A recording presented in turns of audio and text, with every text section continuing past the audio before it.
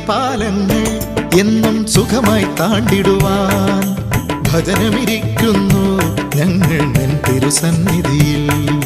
ജീവിതപാലങ്ങൾ എന്നും സുഖമായി താണ്ടിടുവാൻ